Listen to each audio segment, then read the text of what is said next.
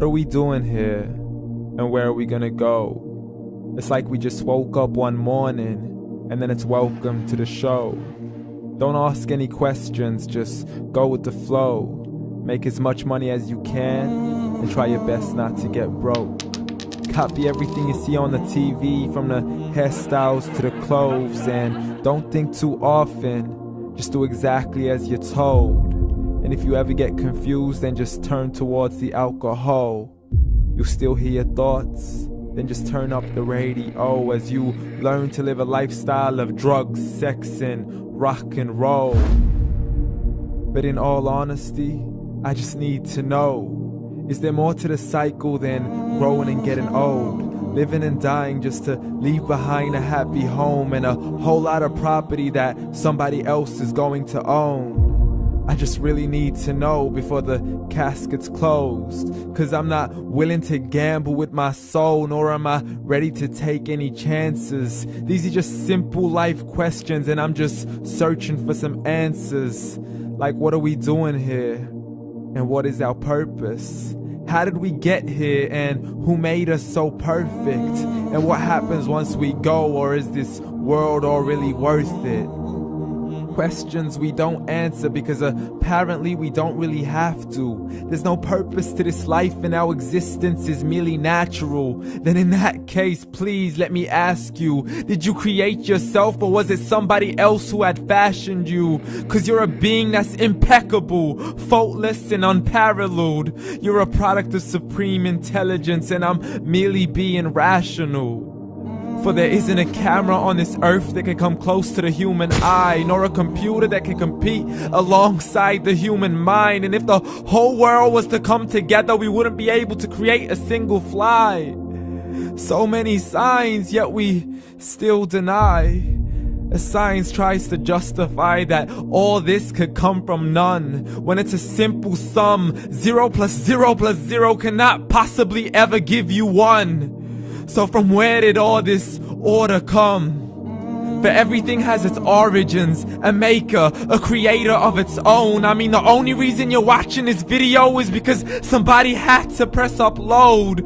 So we can believe in the Big Bang, but I'd rather believe in He who caused it to explode.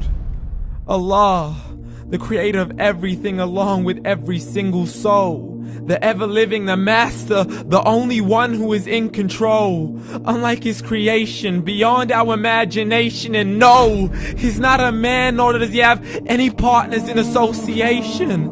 He's on his own. And no, he did not ever leave us alone. Just like every manufacturer, he left us with an instruction manual. The Quran and Islam, and I'm sorry to jump to conclusions, but it's the only one possible. The only definition of God is the one and only supreme being. It's logical, a book with 0 contradictions, with miracles that are both scientific and historical, all revealed over 1400 years ago.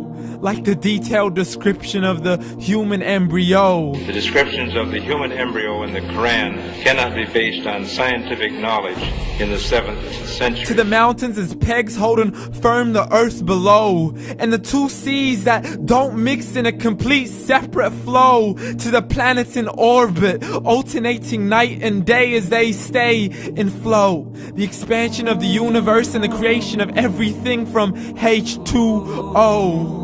To the stories of the past and the preservation of Pharaoh. To identifying the lowest point in the land where Persia defeated Rome. The gushing fluid that created man in the glands between the ribs and the backbone. And not a word has changed, it's still the same. So please explain how all this was known over 1400 years ago.